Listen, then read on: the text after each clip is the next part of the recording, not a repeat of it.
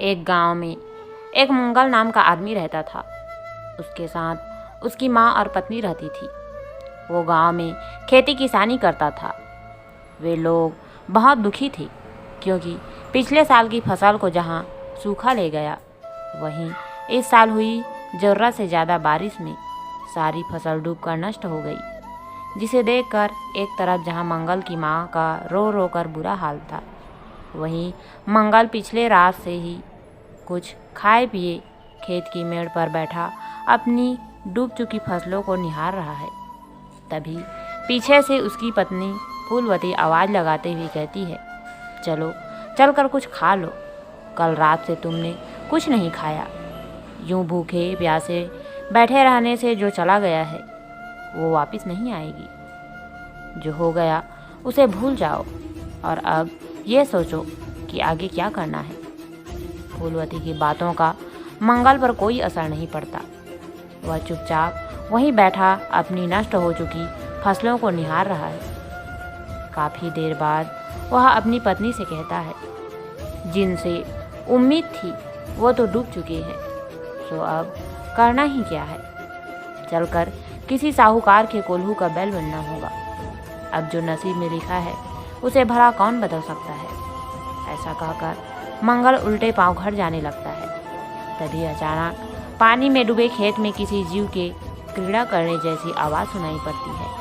वह खेत के समीप पहुंचकर जब देखता है तब उसमें उसे ढेर सारी छोटी छोटी मछलियां तैरती हुई नजर आ रही हैं, जो शायद पानी के तेज बहाव में कहीं से बहकर यहाँ आ गई है। उन्हें देखते ही मंगल का चेहरा खिल उठता है। वह बहुत उत्साहित होकर अपनी पत्नी फूलवती से कहता है, जाओ जाकर मेरा फावड़ा और टोकरी ले आओ। मंगल के इस बदले मिजाज को देखकर फूलवती अचरज में पड़ जाती है और मंगल से पूछती है, अब भला तुम फावड़े और टोकरी का क्या करोगी, जब सारा खेत जलमग्न हुआ बैठा है। आखिर तुम्हारे दिमाग में चल क्या रहा है, जिसे सोचकर तुम्हारा मुरझाया हुआ चेहरा अचानक एक गुलाब के फूलों की भांति खिल उठा। परंतु मंगल उसे कुछ नहीं बताता और उसे फौरन फावड़ा और टोकरी लाने को कहता है। वह परिवार के साथ निरंतर कठोर परिश्रम के द्वारा थोड़े ही समय में खेत के चारों तरफ ऊंची ऊंची मेड़ खड़ा कर देता है। इस प्रकार देखते ही देखते मंगल का खेत एक तालाब की शक्ल ले चुका है, जिसमें तैर रही ढेरों मछलियां मंगल के उज्जवल भविष्य का संकेत दे रही है। मंगल के अथक प्रयासों से बहुत जल्द वे छोटी छोटी मछलियां बड़ी हो जाती हैं, जिन्हें बेचकर मंगल न सिर्फ अपनी दाल रोटी का इंतजाम करता है, बल्कि उन पैसों से वह अपने जर्जर घर की मरम्मत एवं थोड़ी ज़मीन भी खरीद लेता है। बुरे वक्त में मिला एक नया अवसर मंगल के जीवन को बदल कर रख दिया है और इस अवसर में मिले अनुभव ने उसका पुराना पेशा भी बदल दिया है। अब वह अपनी खेती बाड़ी के पेशे को त्याग कर मछली पालन के नए व्यवसाय को अपना लिया है। दोस्तों, दुनिया में ऐसा कोई नहीं जो कभी विपत्तियों से नहीं घिरा, परंतु हर प्रॉब्लम में एक अपॉर्चुनिटी छिपी होती है। ज़रूरत है तो बस इसे पहचानने की। यदि आप इस अपॉर्चुनिटी को समझ पाए तो ये अपॉर्चुनिटी आपके जीवन का एक नया अध्याय लिख सकती है। दोस्तों, अगर एक दरवाज़ा बंद होता है तो 10 दरवाजे खुल जाते हैं।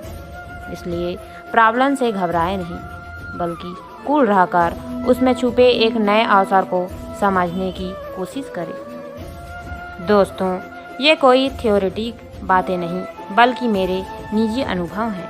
मैं एक ऐसे बंदे को जानती हूँ जिसने इंटरमीडिएट की फाइनल परीक्षा के साथ पॉलिटेक्निक का एक एंट्रेंस एग्ज़ाम भी दिया। संयोगवश वह इंटरमीडिएट की परीक्षा में असफल रहा, परंतु उसने पॉलिटेक्निक का एंट्रेंस एग्ज़ाम निकाल लिया। इस उठापटक में उसने पॉलिटेक्निक से डिप्लोमा किया और आज वह एक गवर्नमेंट डिपार्टमेंट में जूनियर इंजीनियर है। उसकी सफलता की वजह वक्त रहते अवसरों को पहचानकर उसका लाभ उठाना था। यदि वह अपनी असफलता के लिए हाथ पर हाथ धरे अपनी किस्मत को कोसता रहता तो सफलता के इस पायदान पर वह कभी नहीं पहुंच पाता। यदि आप भी अपने आसपास नज़र घुमा कर देखें तो ऐसे बहुत से लोग आपको मिल जाएंगे जो अपने पढ़ाई पीरियड में बहुत मेधावी रहे, परंतु संयोगवश वे सफल नहीं हो सके। परिणाम स्वरूप उन्होंने दूसरे काम धंधों में अपना भविष्य आजमाया और आज वे बहुत कामयाब है। अर्थात समस्या क्या है? समस्या अपनी सोचने के तरीके में है। अपनी सोच को बदलिए। हर समस्या एक अवसर है। हर समस्या में एक अवसर छुपा हुआ है। उस अवसर को तलाशिए और अथक प्रयास कीजिए। फिर देखना सफलता कैसे आपके हाथ में होगी, आपके कदमों में होगी।